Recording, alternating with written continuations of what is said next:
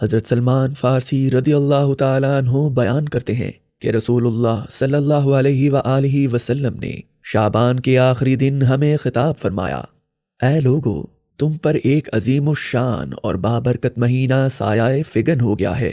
اس میں ایک ایسی رات ہے جو 1000 مہینے سے بہتر ہے۔ اللہ تعالیٰ نے اس کے روزوں کو فرض قرار دیا ہے اور راتوں کے قیام کو نفل۔ جو شخص اس میں قرب الہی کی نیت سے کوئی بھی نیکی کرتا ہے اسے دیگر مہینوں میں ایک فرض ادا کرنے کے برابر سمجھا جاتا ہے۔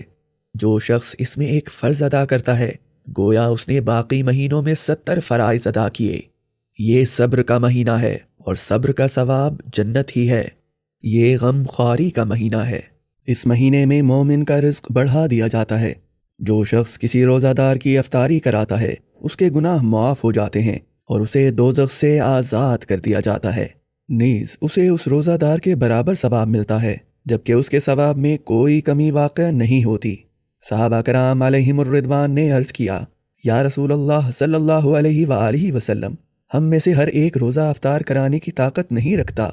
رسول اللہ صلی اللہ علیہ وآلہ وسلم نے فرمایا، یہ ثواب اللہ تعالیٰ ایک کھجور کھلانے یا پانی پلانے یا دودھ کا ایک گھونٹ پلا کر افطاری کرانے والے کو بھی دے دیتا ہے۔ اس مہینے کا ابتدائی حصہ رحمت ہے، درمیانی حصہ مغفرت ہے اور آخری حصہ دوزخ سے آزادی ہے۔ جو شخص اس مہینے میں اپنے ملازم پر تخفیف کرتا ہے اللہ تعالیٰ اسے بخش دیتا ہے اور اسے دوزخ سے آزاد کر دیتا ہے۔ اس میں 4 کام زیادہ سے زیادہ کرنے کی کوشش کرو۔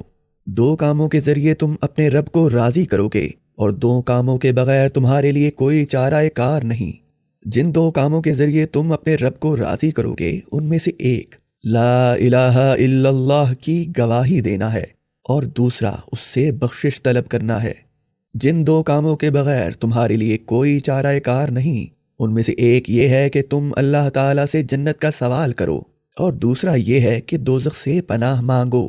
جو شخص روزہ دار کو پانی پلائے گا اللہ تعالیٰ اسے میرے حوض سے پانی پلائے گا، پھر اسے جنت میں داخل ہونے تک پیاس نہیں لگے گی۔